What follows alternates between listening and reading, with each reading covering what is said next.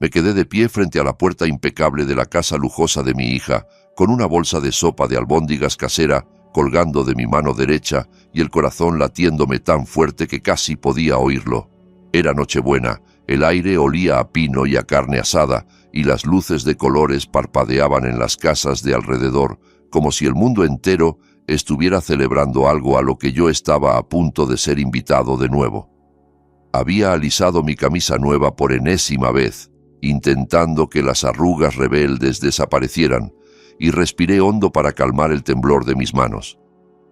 Cuando la puerta se abrió y vi a Valeria, tan arreglada y tan hermosa con su vestido verde, por un segundo creí que todo el sacrificio había valido la pena. Pero el color se le fue de la cara al reconocerme, sus ojos se agrandaron no de alegría, sino de susto, y en su mirada se encendió algo que jamás había visto dirigido hacia mí. Vergüenza.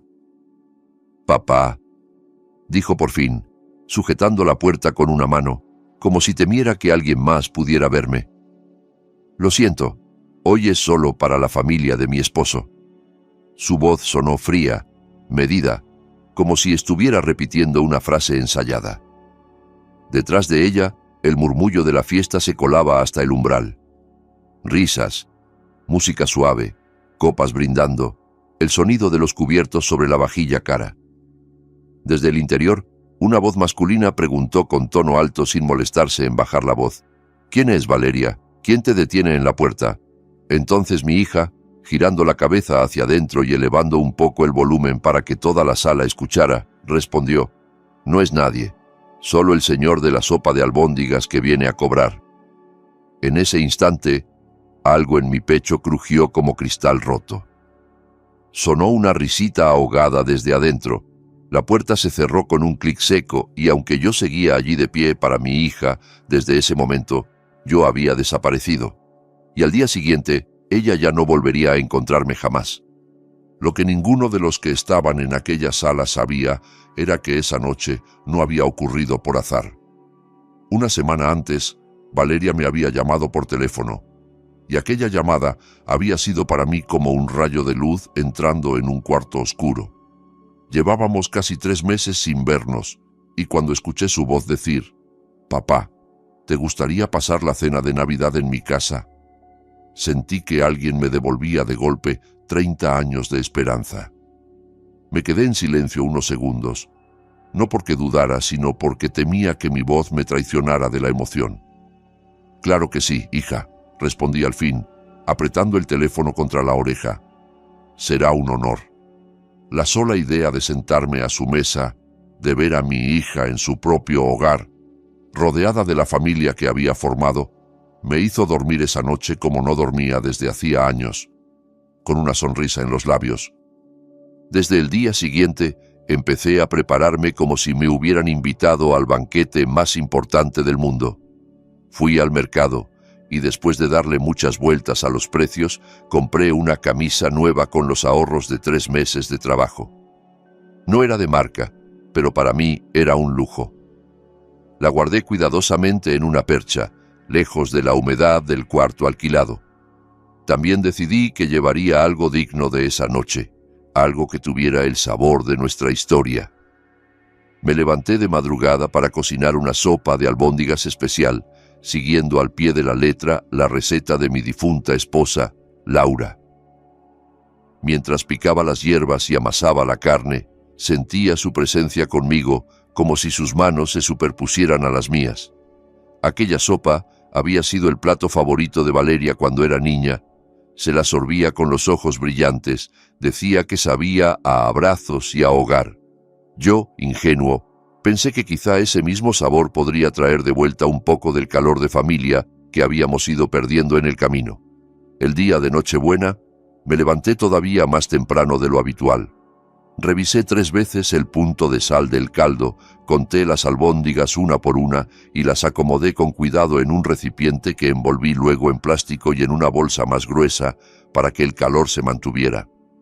Me afeité con una cuchilla casi gastada, me eché colonia barata que guardaba para las ocasiones especiales y me puse la camisa nueva, alisando con las palmas los pliegues. Me vi en el pequeño espejo de mi cuarto y, por un segundo, No me reconocí. Parecía un hombre distinto, alguien que todavía tenía un lugar reservado en la mesa de su hija. Decidí tomar un taxi en lugar del camión de siempre. No quería llegar sudado, aplastado por la multitud, con el olor a calle pegado a mi ropa. Ese día quería parecer digno, a la altura del mundo en el que mi hija se movía ahora. El taxista resultó ser un hombre amable, de esos que hablan para que el silencio no se vuelva pesado.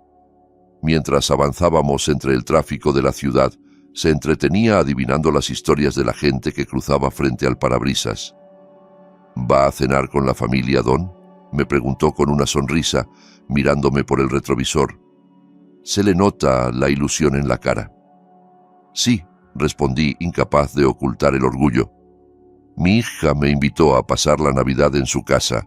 Es doctora, ¿sabe? Yo solo vendo sopa de albóndigas en la calle, pero gracias a eso ella pudo estudiar». El taxista silbó, admirado. «Pues qué bendición, oiga. No hay mayor regalo que unos hijos agradecidos». Yo asentí, mirando por la ventana las luces navideñas, imaginando a Valeria recibiéndome con un abrazo, presentándome ante todos como el hombre que la había sacado adelante. Si él hubiera sabido lo que me esperaba al llegar, quizá habría callado y solo habría manejado en silencio. Cuando el taxi dobló hacia aquella colonia de casas enormes, sentí que entraba a un mundo que no era el mío. Las calles estaban limpias, los árboles perfectamente podados, los jardines iluminados con focos blancos que parecían de revista. La casa de mi hija destacaba incluso entre las demás. Una construcción de 2 plantas, pintada de un blanco impecable que casi hacía daño a los ojos, con un jardín amplio al frente y un portón automático. Había 5 autos de lujo estacionados, brillando bajo las luces como animales dormidos. Desde adentro se escuchaban risas elegantes, el murmullo de conversaciones en voz baja, el timbre lejano de una copa chocando contra otra. Pagué el taxi, agradecí el viaje y me quedé unos segundos ante la reja, respirando hondo, tratando de convencerme de que, a pesar de todo ese lujo, la niña que un día se escondía detrás de mis piernas seguía estando en algún lugar dentro de aquella casa. Toqué el timbre con cuidado, como si temiera romperlo, y esperé. Escuché pasos apresurados acercándose, y al poco la puerta se abrió. Allí estaba Valeria, con su vestido verde que realzaba el color de su piel, y esa belleza que siempre tuvo, pero ahora más pulida, más distante. Por un momento, sus labios se curvaron hacia arriba, como si el reflejo de una sonrisa quisiera aparecer, pero se congeló en el aire. La sangre pareció irse de su cara, sus ojos se abrieron un poco más de lo normal y por primera vez vi en ellos no sorpresa ni alegría, sino incomodidad. «Feliz Navidad, hija», dije, forzando una sonrisa mientras levantaba la bolsa. «Te traje sopa de albóndigas». La sala enorme se veía detrás de ella, techos altos, luces cálidas, una mesa larga con mantel rojo, los padres de su esposo en el sofá principal, varios familiares más sosteniendo copas, todos girando la cabeza hacia la puerta como si se tratara de una escena de teatro. Valeria bajó la voz, acercando apenas el cuerpo hacia mí, como si quisiera que su reproche se quedara en el umbral. «Papá, ¿por qué viniste?», susurró, pero con esa firmeza que no deja lugar a dudas. Sus palabras me golpearon con más fuerza que cualquier grito. «Fuiste tú quien me invitó, hija», respondí con suavidad, sintiendo como un calor extraño me subía al rostro. «Dijiste que querías que pasáramos la Navidad juntos». Ella tragó saliva, mirando hacia el interior de la casa por encima de mi hombro, como si temiera que alguien estuviera leyendo nuestros labios. «Papá, lo siento», repitió, ya con la vista clavada en el suelo. «Hoy es solo para la familia de Javier. La casa es pequeña, no cabemos todos». Detrás de ella, el eco de las risas y la sala amplia desmentían cada palabra. Desde el fondo, una voz masculina, fría, preguntó en un tono lo bastante alto como para imponer su presencia: «Valeria, ¿quién es? ¿Pasa algo?». Fue entonces cuando ella giró medio cuerpo hacia adentro, Tomó aire y con un tono neutro pero claro dijo: «No es nadie, solo el señor de la sopa de albóndigas que viene a cobrar». No añadió «mi papá», ni «el hombre que me crió solo», ni nada que pudiera relacionarme con ella. Solo eso. El señor de la sopa de albóndigas.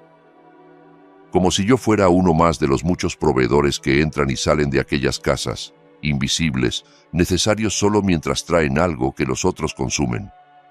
Escuché una risita en algún punto de la sala, un comentario en inglés que no alcancé a entender del todo, pero cuyo tono burlón fue suficiente para avergonzarme, aunque no supiera las palabras exactas. Valeria volvió a mirarme, con los ojos implorando que me fuera, y dijo en voz ceremoniosa: «Perdone, señor. Hoy no podemos atenderlo. Estamos ocupados». «Valeria», alcancé a decir, pero ella ya estaba cerrando la puerta. El clic del cerrojo sonó más fuerte de lo que debería. El ruido de la fiesta volvió a expandirse detrás de la madera, y yo me quedé allí, en la acera, con mi bolsa de sopa en la mano y la camisa nueva pegándome al cuerpo como un disfraz ridículo. No sé cuánto tiempo pasé inmóvil frente a la casa, mirando la puerta cerrada como si pudiera devolverla atrás solo con la fuerza del deseo. El frío de la noche empezó a colarse por las costuras de mi camisa, pero yo apenas lo sentía. Por dentro estaba ardiendo. Al final, mis pies se movieron solos, como si tuvieran más sentido común que mi corazón. Caminé hasta la esquina, donde el mismo taxi de antes, por pura casualidad o por designio de algo más grande, se detuvo junto a mí. El conductor me reconoció de inmediato. «¿Qué pasó, Don?», preguntó con cautela cuando me vio subir de nuevo, esta vez con la bolsa intacta. Tan rápido se acabó la cena. Quise contestarle algo ligero, una broma, cualquier cosa que evitara que mi voz se rompiera, pero solo pude negar con la cabeza. En mitad del trayecto, mientras las luces de la ciudad pasaban borrosas por la ventana, sentí que algo se desbordaba dentro de mí. Las lágrimas empezaron a correr sin pedir permiso, silenciosas al principio, luego cada vez más abundantes. 30 años empujando un carrito de sopa de albóndigas, 30 años soportando el sol, la lluvia, el cansancio y un derrame cerebral. Todo por esa hija se condensaron en un solo pensamiento. En la noche de Navidad, yo era el señor de la sopa de albóndigas que venía a cobrar. El taxista, sin decir una palabra, me tendió un pañuelo arrugado del asiento del copiloto. Yo lo tomé y me lo llevé a la cara, agradecido por ese gesto simple en un mundo que acababa de volverse hostil. Cuando por fin llegué a mi pequeño cuarto alquilado, ni siquiera encendí la luz. Empujé la puerta, dejé la bolsa de la sopa sobre la mesa como si pesara toneladas, y me senté en la única silla que tenía, en medio de la penumbra. Desde afuera se colaban fragmentos de villancicos, risas de vecinos reunidos, el sonido lejano de unos cohetes explotando en el cielo. El barrio vivía su propia Navidad, modesta pero cálida. En contraste, mi cuarto estaba hecho de sombras y de un silencio espeso. A tientas busqué la foto vieja de mi boda con Laura, amarillenta por el tiempo, y la tomé entre mis manos temblorosas. La luz que se filtraba por la ventana dejaba ver apenas nuestros rostros jóvenes, llenos de ilusión. «Perdóname», susurré, sintiendo cómo la voz se me quebraba. «Perdóname por haber fallado al educar a nuestra hija, por no haberle enseñado a valorar lo que hicimos por ella». Pasé la noche en vela, sentado en esa silla, abrazando la foto como si fuera lo único que me mantenía anclado al mundo, mientras las horas se estiraban y el cansancio no era suficiente para apagar el dolor. Al amanecer, cuando los primeros rayos del sol se colaron por la ventana y alumbraron mi rostro hinchado de tanto llorar, sentí algo extraño dentro de mí.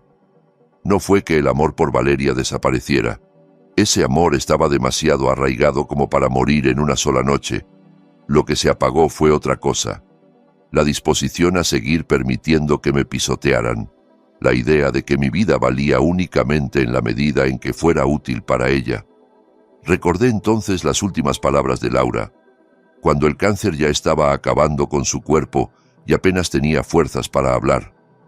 Yo estaba sentado junto a su cama, sosteniéndole la mano huesuda, y ella me miró con esos ojos que aún brillaban de una claridad dolorosa. «Héctor, tienes que seguir viviendo», me dijo. «No solo por Valeria, sino también por ti. Tú también mereces ser feliz». Esa frase, enterrada bajo 30 años de sacrificios, emergió con una fuerza que me sacudió.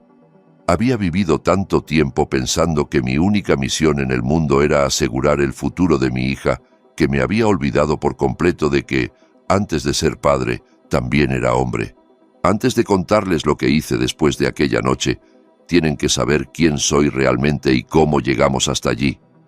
Me llamo Héctor Morales, tengo 62 años y soy vendedor ambulante de sopa de albóndigas en Ciudad de México. Bueno, lo fui durante más de 30 años, empujando un carrito desde el amanecer hasta que el cielo se teñía de naranja, recorriendo calles que aprendí de memoria, saludando a los mismos rostros día tras día. Cada mañana, antes de que saliera el sol, cortaba verduras, amasaba carne, encendía el fuego y preparaba el caldo con una paciencia casi religiosa. Cuando el vapor empezaba a llenar la pequeña cocina, era hora de salir a la calle, de poner en marcha las rueditas del carrito y enfrentar otro día. Al verme ahora, mucha gente pensaría que siempre fui ese hombre del carrito, pero no. Hubo un tiempo en que tenía una esposa hermosa y de buen corazón, Laura, y una vida sencilla pero feliz junto a ella y a nuestra única hija, Valeria. Laura y yo nos casamos jóvenes, cuando las arrugas aún no asomaban y el futuro parecía una carretera larga y recta. No teníamos grandes lujos, pero el dinero alcanzaba para pagar el alquiler de un cuartito decente, llenar la despensa y darnos algún gusto de vez en cuando, como una salida al cine o una cena sencilla en un puesto de tacos. Yo trabajaba como empleado en una ferretería. El sueldo no era alto, pero era estable, y eso nos daba cierta tranquilidad. Cuando Valeria nació, nuestra vida se llenó de un ruido nuevo, el de su llanto, sus risas, sus balbuceos. Laura era una madre paciente, cariñosa. Yo la veía cargar a la niña en brazos, cantarle canciones inventadas, enseñarle a dar sus primeros pasos por el pasillo de la casa. Creíamos que el mundo, aunque modesto, era un lugar seguro. Esa ilusión se quebró una mañana cualquiera cuando el destino decidió atravesarnos con una brutalidad que jamás vi venir. Aquel día, recuerdo, yo tenía turno completo en la ferretería. Laura decidió llevar a Valeria a la escuela en moto, como hacía muchas veces para ahorrar tiempo. Me despidieron en la puerta de casa con un beso. La niña, con su mochila rosa en la espalda, me dijo adiós agitando la mano. Todavía puedo ver esa escena si cierro los ojos. 2 horas después, el teléfono de la ferretería sonó con una urgencia extraña. ¿El señor Héctor Morales?, preguntó una voz al otro lado. Le hablamos del hospital. En ese momento el piso pareció tambalearse bajo mis pies. No recuerdo bien cómo llegué hasta allí. Solo sé que corrí, que el aire no me alcanzaba, que mis piernas se movían como si no fueran mías. Cuando entré en urgencias, olía a desinfectante y a miedo. Vi a Valeria sentada en una camilla, con el brazo enyesado y los ojos rojos de tanto llorar, y a pocos metros una camilla cubierta con una sábana blanca que no dejaba ver el rostro de la mujer que estaba debajo. Nadie tuvo que decirme quién era. El mundo se me vino abajo en un segundo. Sentí que alguien me arrancaba el corazón del pecho con las manos. Los días posteriores al accidente fueron una mezcla de trámites, llanto contenido y silencios que pesaban toneladas. Entre papeles del seguro, certificados y entierros, yo debía seguir siendo padre para una niña que preguntaba una y otra vez cuándo volvería mamá. Valeria tenía apenas 5 años y en su lógica infantil no cabía la idea de que alguien pudiera irse para no regresar jamás. La mami está en el cielo, me explicaron que debía decirle. Pero ¿cómo traducir al lenguaje de una niña el vacío brutal que deja la muerte? A partir de entonces, mi vida cambió de rumbo. Dejé de ser solo esposo y padre. Tuve que convertirme en padre y madre a la vez. Por las mañanas la despertaba, le preparaba el uniforme, la peinaba con torpeza mientras ella se quejaba de los tirones, la llevaba de la mano a la escuela. Al mediodía, Corría a la ferretería, trabajaba hasta que sonaba el reloj de salida, la recogía, preparaba la comida, la ayudaba con las tareas, la volvía a bañar y la acostaba. Solo cuando sentía su respiración tranquila, cuando su pequeño cuerpo descansaba, me permitía llorar en silencio, sentado en la cocina, con la cabeza entre las manos, llamando a Laura en la oscuridad. El sueldo de la ferretería, que antes nos alcanzaba con cierta holgura, empezó a quedarse corto. Entre las cuotas de la escuela, la comida, la ropa que Valeria iba necesitando a medida que crecía y los gastos de la casa, cada fin de mes se convirtió en una carrera contrarreloj para que no faltara nada. Probé de todo: horas extra, pequeños trabajos de reparación en casas ajenas, venta de herramientas usadas, pero el dinero seguía siendo insuficiente.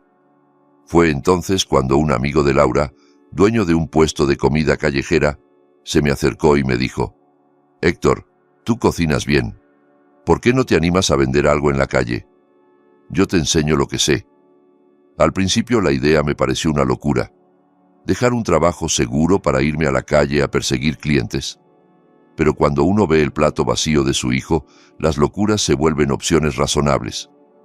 Terminé renunciando a la ferretería y aprendiendo, de la mano de ese amigo, a preparar sopa de albóndigas de forma profesional, a calcular costos, a moverme por las calles más transitadas, a sonreír aunque el cuerpo me pidiera una cama.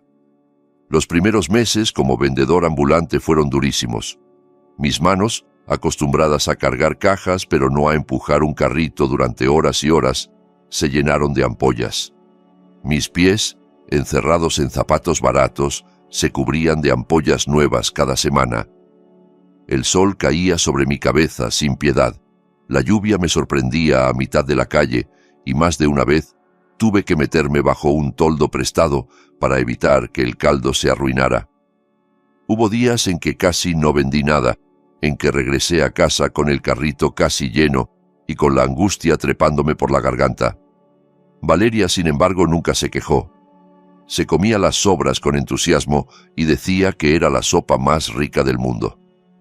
Poco a poco empecé a conocer a la gente de las calles por donde pasaba, empleados de oficina que salían a comer, obreros de construcción, estudiantes con poco dinero. «Ahí viene don Héctor, el de la sopa de albóndigas», empezaron a decir. Y ese nombre, que años después mi hija usaría como arma de humillación, entonces era un título de respeto. Los años fueron pasando y mi niña dejó de ser niña. Se convirtió en una adolescente delgada y estudiosa, siempre con libros bajo el brazo. Yo me sentía orgulloso cada vez que iba a una junta en su escuela y escuchaba a los maestros decir que era de las mejores alumnas. Aunque eso significara dejar el carrito estacionado, perder horas de venta y aguantar el regaño de algunos clientes impacientes, yo nunca falté a sus actos escolares. La veía allí, con su uniforme planchado, recibiendo diplomas, recitando poemas, y pensaba que todo el esfuerzo valía la pena.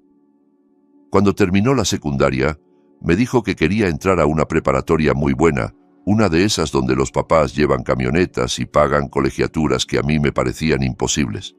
«Es cara, papá, pero es la mejor», me dijo con esa mezcla de ilusión y miedo. «Si no se puede, lo entenderé». Yo la miré fijamente a los ojos y supe que si le decía que no, estaría apagando una luz que le había costado años encender. «Vamos a intentarlo, hija», respondí. «Tu papá se va a encargar».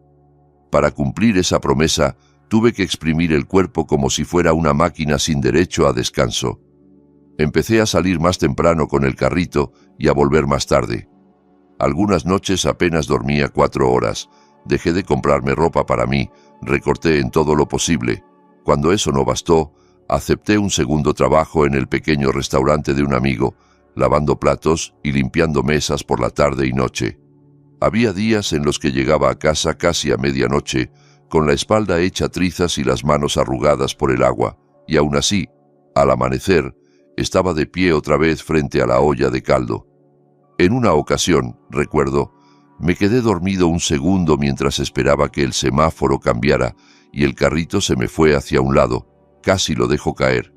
Mi cuerpo me enviaba señales claras de agotamiento, pero mi mente solo repetía una frase: Valeria no va a quedarse atrás por falta de dinero. El precio de esa obstinación llegó en forma de un derrame leve. Fue un día cualquiera, al mediodía, cuando sentí que la vista se me nublaba y la mano derecha dejaba de obedecerme. Desperté en el hospital, en una camilla, con un médico mirándome desde arriba con gesto serio. «Tiene que dejar el trabajo pesado», me dijo. «Su cuerpo ya no aguanta este ritmo. Si sigue así, el próximo derrame puede ser peor». Yo pensé en Valeria, que en ese momento estaba en segundo año de medicina, y supe que no podía hacerle caso. ¿Cómo iba a dejar de trabajar si aún faltaban años de colegiaturas, libros, transporte? Salí del hospital con la mano temblorosa y la receta de unas pastillas que apenas podía costear, y al día siguiente volví a empujar el carrito. A veces, al servir la sopa, se me caían las albóndigas porque el pulso no me respondía. Me disculpaba, sonreía, fingía que no pasaba nada. Nunca le dije a Valeria lo que el médico me había advertido. No quería que se sintiera culpable ni que pensara en abandonar sus estudios por mi culpa. Al final, todo ese sacrificio dio frutos. Recuerdo el día de su graduación como médica como uno de los más luminosos de mi vida. El auditorio estaba lleno de jóvenes con toga y birrete y de familias orgullosas que aplaudían y gritaban sus nombres. Yo me senté en las filas del fondo, con la ropa más limpia que tenía, aunque seguía viéndose vieja y gastada al lado de los trajes elegantes de los demás padres. Cuando escuché Valeria Morales por los altavoces, sentí que el corazón me iba a estallar. La vi subir al escenario, tomar su diploma, sonreír para la foto. Se volvió hacia el público y durante un segundo me pareció que buscaba mi rostro entre la multitud. Aplaudí hasta que me dolieron las palmas de las manos. Más tarde, en casa, colgué una copia de su título en la pared junto a la foto de la boda con Laura, como si ambas cosas fueran parte de una misma historia de esfuerzo y amor. Poco después, Valeria consiguió trabajo en un hospital privado importante, de esos donde las paredes son blancas como las casas de las colonias ricas y todo huele a caro. Su sueldo era bueno, mucho más de lo que yo había ganado en toda mi vida.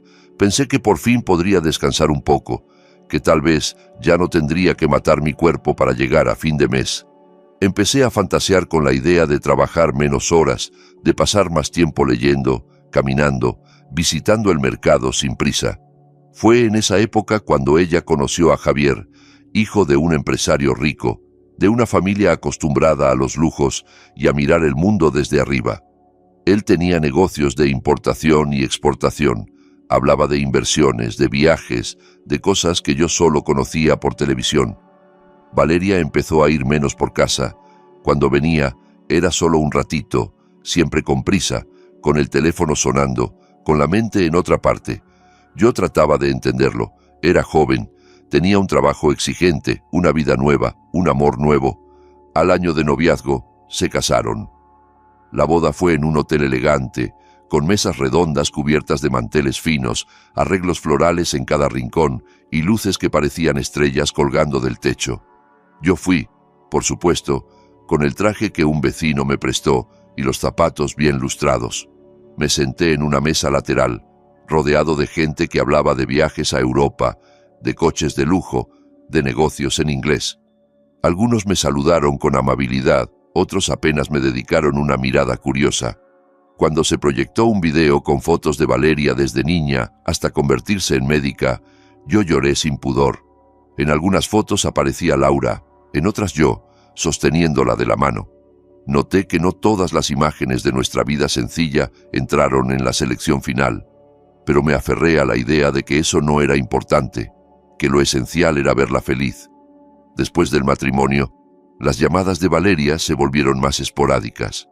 A veces pasaba un mes entero sin que sonara el teléfono. «Estoy ocupada, papá. Luego te llamo», decía cuando por fin se acordaba. Yo buscaba excusas para justificarla ante mí mismo. El trabajo, el marido, la nueva familia política. Un día, sin embargo, decidí que no podía seguir limitándome a esperar a que ella se acordara de mí. Preparé un guiso que a Valeria le encantaba desde niña. Lo metí en un recipiente y me fui al hospital donde trabajaba, decidido a sorprenderla en su hora de descanso. Pensé que se alegraría de verme, que me abrazaría, que me presentaría a sus compañeros como el padre que la había hecho llegar hasta ahí. Cuando la vi aparecer en el pasillo, con su bata blanca y su gafete colgando, el pecho se me llenó de orgullo. «Hija, te traje comida», le dije, levantando la bolsa. «Sé que haces turnos muy largos y casi no comes». Valeria se quedó quieta unos segundos, mirándome, y luego sus ojos empezaron a moverse de un lado a otro, como si estuviera comprobando quién nos estaba viendo. Frunció el ceño y bajó la voz. «Papá, por favor, no vengas al hospital», dijo, casi en un susurro. «Este es mi trabajo, aquí están mis compañeros, mis jefes, y tú vienes con esa ropa tan vieja, oliendo a comida de la calle». Sus palabras me atravesaron como cuchillos. Sentí que la bolsa me pesaba el triple. No discutí. Guardé el recipiente otra vez, dije que entendía, y me fui sin mirar atrás. Esa fue la primera grieta profunda que se abrió entre nosotros. Desde ese día, me prometí no volver a irrumpir en su mundo. Me limité a esperar sus llamadas, a escucharla hablar deprisa de guardias, de cirugías, de cenas con los suegros. Cuando pasaban demasiadas semanas sin saber de ella, me consolaba diciendo que la vida de un médico es así, que el tiempo no le alcanza para todo. Y entonces llegó la llamada de una semana antes de Navidad, esa que me devolvió la esperanza. «Papá, ¿quieres venir a cenar a mi casa en Nochebuena?», dijo con una voz que yo interpreté como cercana. En mi pecho, algo se encendió. Pensé que quizás se había dado cuenta de que nos estábamos alejando, que quería recuperar algo de lo que fuimos. No solo acepté, sino que empecé a imaginar conversaciones, risas, brindis. No sabía que esa invitación, más que un puente, sería el escenario de la humillación más grande de mi vida. La mañana del segundo día de Navidad, todavía con la resaca emocional de aquella noche, tomé una decisión que cambiaría mi historia. Antes de eso, fui al cementerio donde está enterrada Laura. Caminé despacio entre las lápidas, leyendo nombres de gente que ya no está, hasta llegar a la tumba sencilla donde descansan sus restos. Me senté en el suelo, apoyé la espalda en la piedra fría y le conté todo. La invitación de Valeria, mis ilusiones, la sopa de albóndigas, la camisa nueva, la puerta que se cerró en mi cara. Le repetí, palabra por palabra, la frase que nuestra hija usó para presentarme: «El señor de la sopa de albóndigas que viene a cobrar». Lloré como no lloraba desde el día del accidente. «Perdóname, Laura», dije entre sollozos. «Perdóname por no haber sabido educarla para que valorara lo que hicimos por ella». También lloré por mí, por el hombre que se había borrado a sí mismo durante 30 años en nombre de la paternidad. Recordé otra vez sus palabras, que yo también merecía ser feliz, que no podía vivir solo a través de Valeria. 30 años las había ignorado. Era hora de escucharlas. Al volver del cementerio, me sentía extrañamente ligero, como si hubiera dejado una parte de mi tristeza entre aquellas tumbas. Entré en mi cuarto, miré el carrito de sopa que estaba estacionado en la esquina, con sus ruedas gastadas y su pintura descascarada, y entendí que había llegado el momento de cerrar una etapa. Tomé el teléfono y marqué el número de don Rogelio, otro vendedor de comida de la zona, un hombre honesto que siempre me había tratado con respeto. «Rogelio, quiero venderte mi carrito», le dije sin rodeos. Hubo un silencio al otro lado. «¿Qué pasó, don Héctor?», preguntó al fin. «¿Ya no quiere vender?». «No es eso», respondí. «Es que me voy de la ciudad. Quiero empezar de cero en otra parte. Esa misma tarde nos vimos, acordamos un precio justo, y cuando me puso el dinero en la mano, sentí un nudo en la garganta. No era solo un carrito lo que entregaba, eran 30 años de mi vida. Sin embargo, al mismo tiempo, experimenté una extraña sensación de alivio, como si hubiera soltado una carga demasiado pesada. Después de vender el carrito, hice algo que para muchos parecería una locura, pero para mí era la única manera de sobrevivir. Fui a una tienda de telefonía, compré una tarjeta nueva y apagué el teléfono que Valeria conocía. Dejar morir ese número era, en cierto modo, dejar morir al hombre que estaba siempre disponible, que acudía en cuanto ella llamaba, sin importar la hora ni la distancia. Luego marqué el número de mi hermana Teresa, que vivía en Guadalajara. Hacía años que no la veía más que en fiestas esporádicas y llamadas breves. ¿Puedo quedarme un tiempo contigo?, le pregunté, con la voz más insegura de lo que me habría gustado. Ella no dudó ni un segundo. «Claro que sí, hermano», respondió. «Esta casa está muy sola. Vente cuando quieras». Esa noche empecé a empacar. Metí en una bolsa algunas mudas de ropa, la foto de Laura, unos pocos documentos importantes y poco más. El resto lo dejé atrás, como si perteneciera a otra vida.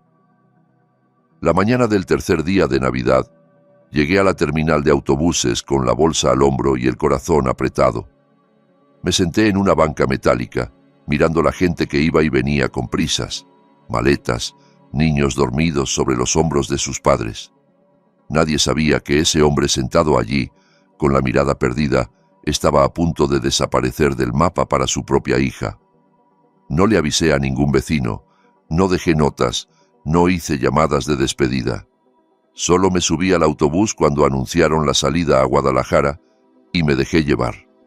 Mientras la ciudad se hacía pequeña tras la ventana, una parte de mí se preguntaba si estaba haciendo lo correcto.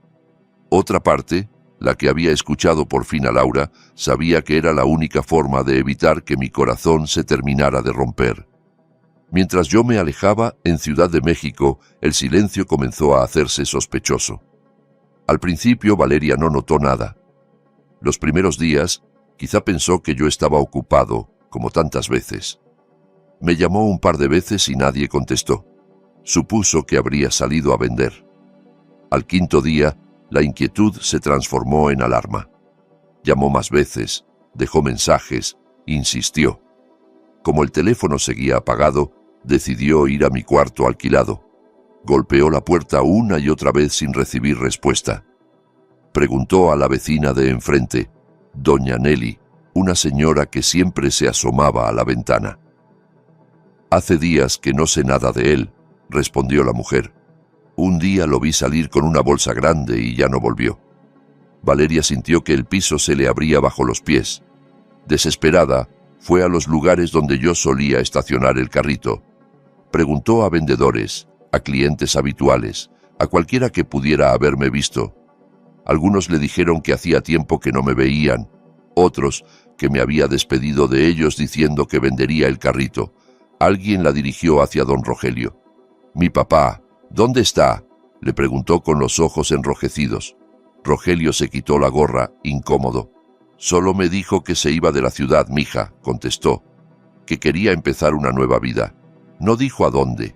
Valeria volvió a llamar una y otra vez al número que conocía, pero el teléfono seguía muerto. «¿Fue a la iglesia donde yo solía ir los domingos?», preguntó al sacerdote. «¿Fue al pequeño consultorio donde a veces me revisaban la presión?». Nadie sabía nada. Al final, incluso hizo un reporte en la policía, pero la respuesta fue fría y burocrática. «Es un adulto mayor. Si se fue por voluntad propia, es poco lo que podemos hacer». Javier empezó a notar que algo en su esposa se resquebrajaba. Al principio, pensó que era el estrés del trabajo, las guardias, las urgencias. Pero pronto las ojeras se hicieron profundas, el apetito se le fue y Valeria apenas probaba bocado. Una noche, la encontró sentada en el borde de la cama, con la mirada clavada en el suelo y el teléfono en la mano. «Valeria, ¿qué te pasa?», le preguntó acercándose. Ella rompió en llanto, un llanto roto, de esos que salen de lo más hondo. Entre sollozos, le confesó lo que había pasado en Nochebuena, cómo me había hablado en la puerta, cómo me había presentado ante su familia como si fuera un extraño, el señor de la sopa de albóndigas que venía a cobrar. La reacción de Javier fue una mezcla de sorpresa e indignación. «¿Estás loca?», le gritó, golpeando la mesita con el puño. «Es tu padre, el hombre que te crió solo, que se partió el alma para que fueras médico. ¿Cómo pudiste tratarlo así?». «Yo tenía miedo», balbuceó ella. «Miedo de que tu familia supiera que mi papá es vendedor ambulante. No quería que me vieran como una mujer de barrio. Javier la miró con una dureza que ella no conocía. La única que debería tener vergüenza eres tú, dijo, no mi familia ni tu papá. Mientras tanto, en Guadalajara, yo comenzaba una vida distinta.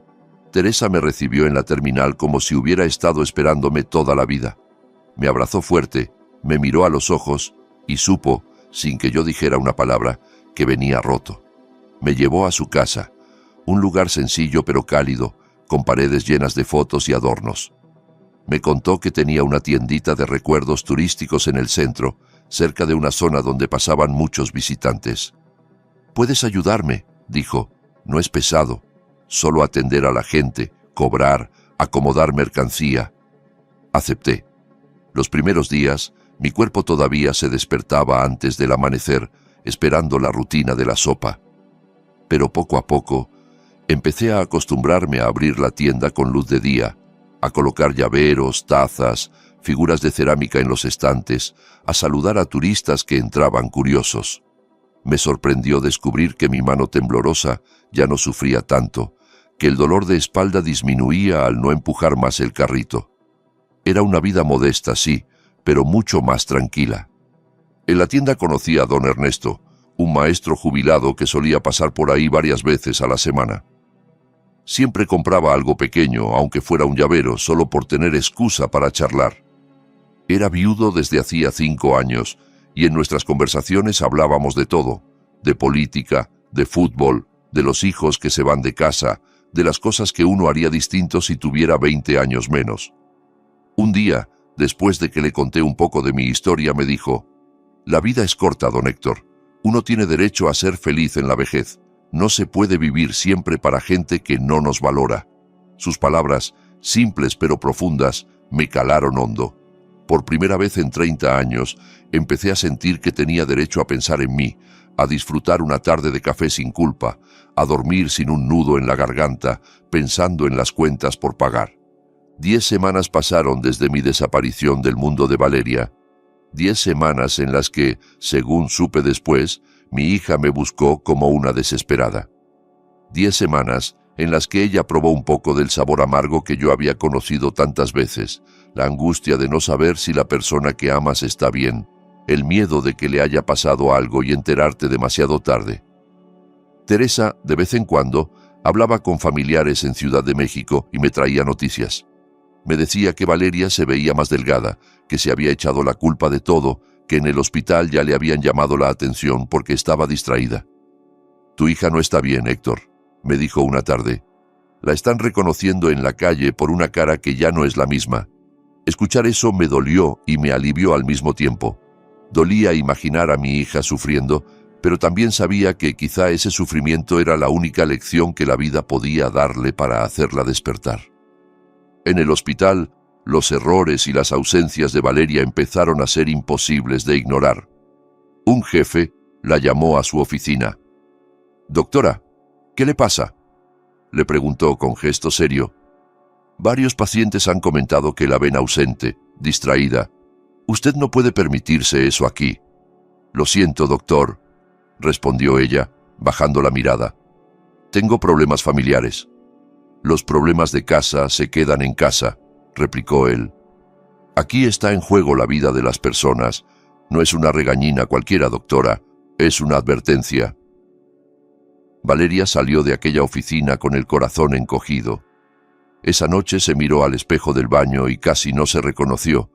Ojeras profundas, pómulos marcados, la piel apagada.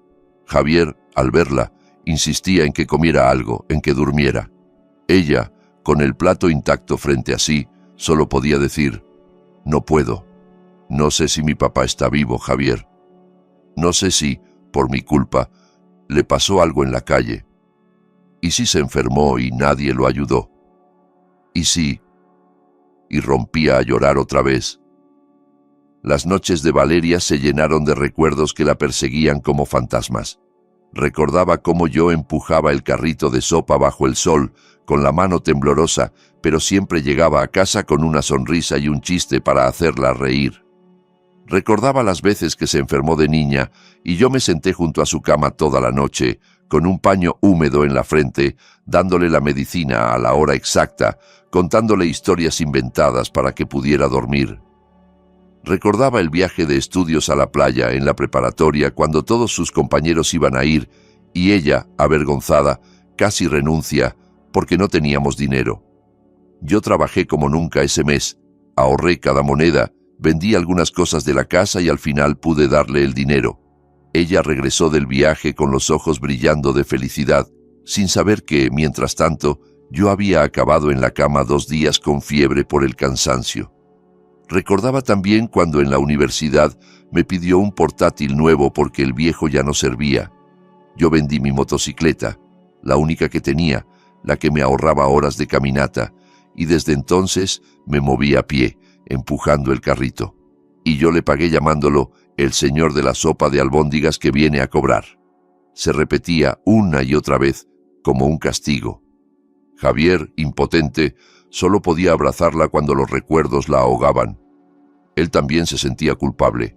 Pensaba que su mundo de lujos y apariencias había alimentado la vergüenza de Valeria hacia sus orígenes. «Tenemos que encontrar a tu papá», le dijo un día. «Sea como sea, tenemos que mirarlo a los ojos y pedirle perdón, aunque sea de rodillas». Contrató a un investigador privado, revisó hospitales, albergues, morgues, pero era como buscar una aguja en un pajar. Yo había cambiado de ciudad, de número, de vida. Para ellos, yo me había evaporado. Lo que Valeria no sabía era que, en Guadalajara, yo me enteraba de casi todo. Teresa, en sus llamadas, me contaba del deterioro de mi hija, y aunque cada noticia me hacía un agujero nuevo en el pecho, también sabía que el dolor, a veces, es el único maestro que deja una marca indeleble. En la 10ª semana, una tarde cualquiera, mientras ordenaba unas tazas en la estantería de la tienda, sentí que ya era suficiente. No porque quisiera que Valeria dejara de sufrir de inmediato, sino porque entendí que el silencio, prolongado eternamente, también podía convertirse en crueldad.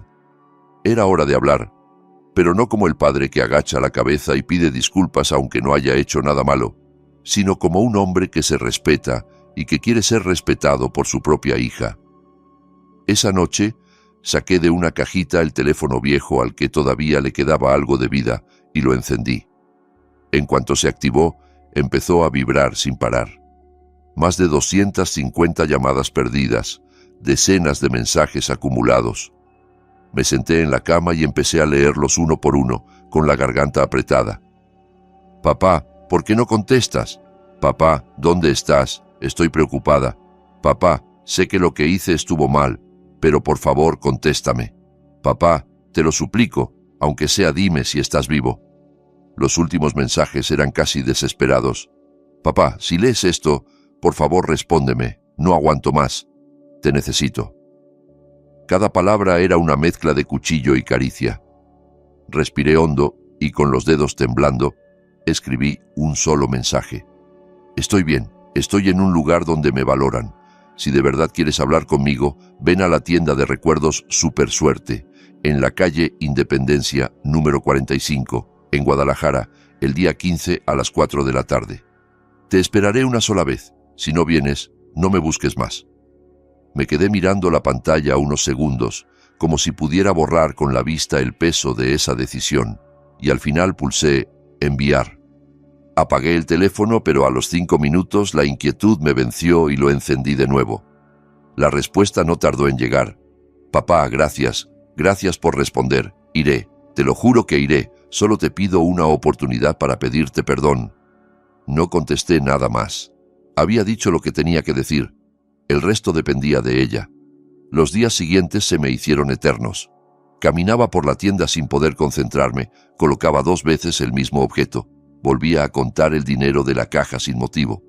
Teresa me observaba con esa mirada de hermana mayor que lo lee todo. «¿Por qué estás tan nervioso, Héctor?», me preguntó al fin. «Pareces muchacho esperando su primera cita». «Valeria vendrá el día 15», respondí, tanteando las palabras como si fueran frágiles. «Ya es hora de que hablemos». «Pues gracias a Dios», dijo ella.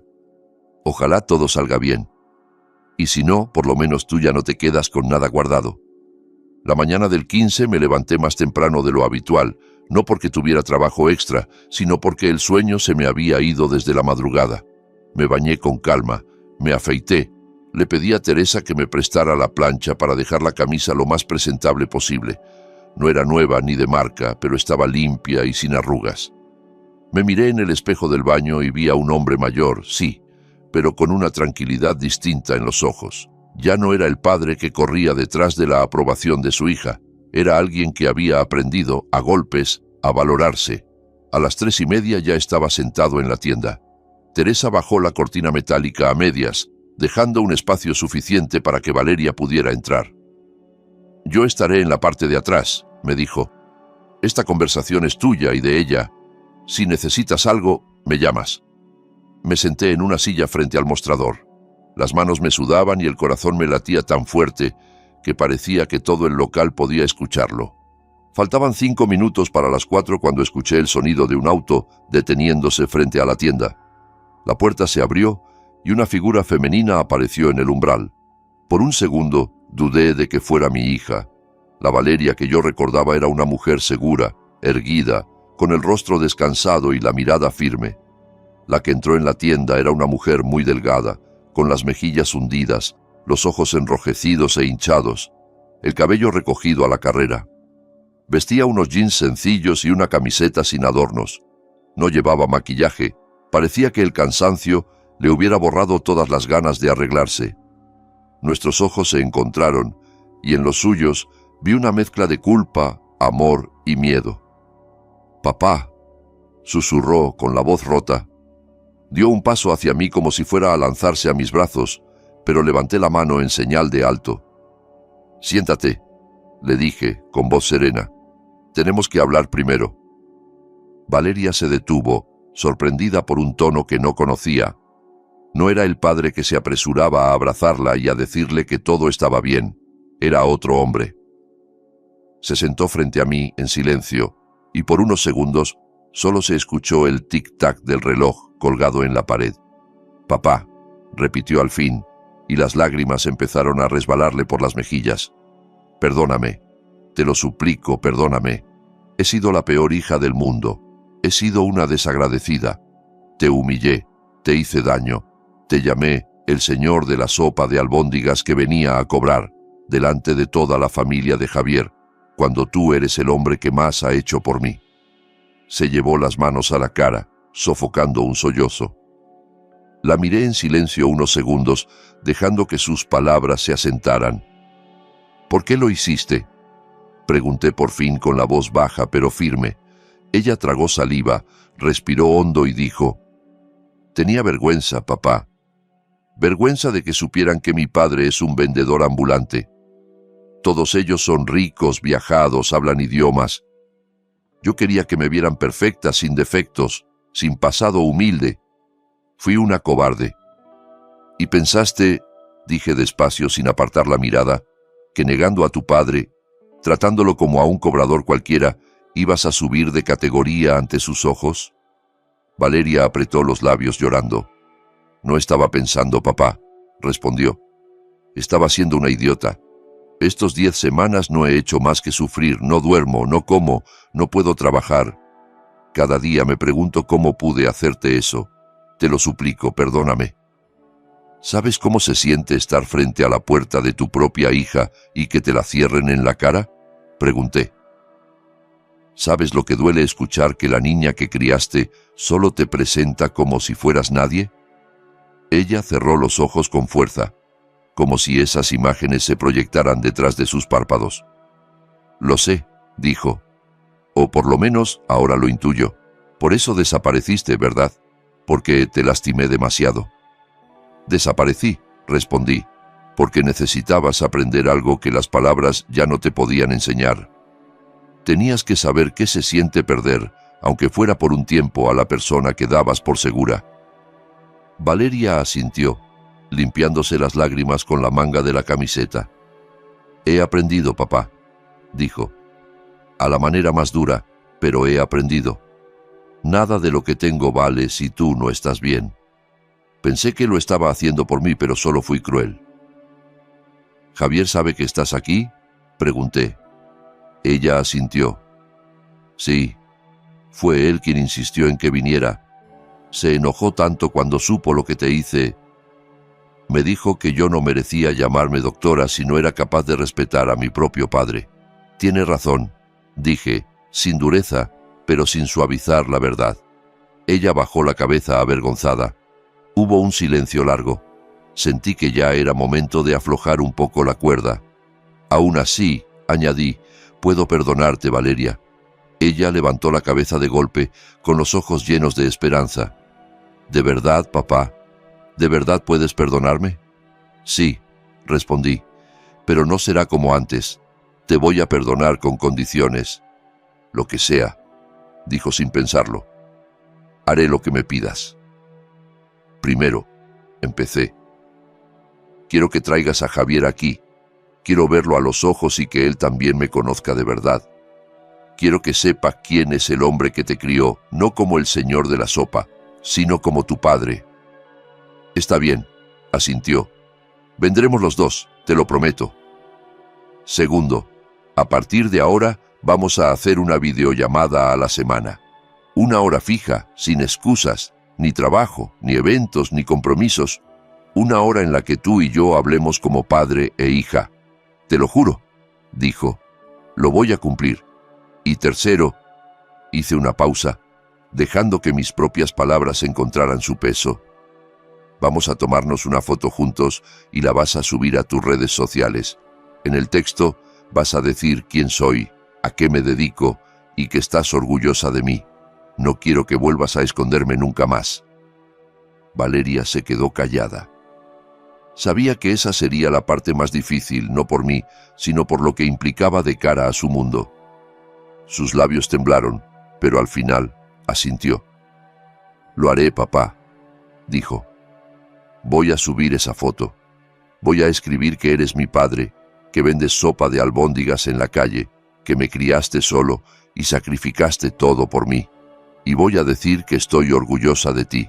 Lo juro. La miré fijamente buscando cualquier rastro de mentira. Lo que vi fue dolor, arrepentimiento y una determinación nueva.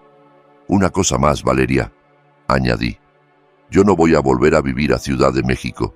Mi vida está aquí ahora. Tengo trabajo, tengo paz, tengo a tu tía. Si quieres verme, tendrás que venir tú. Vendré, respondió sin dudar.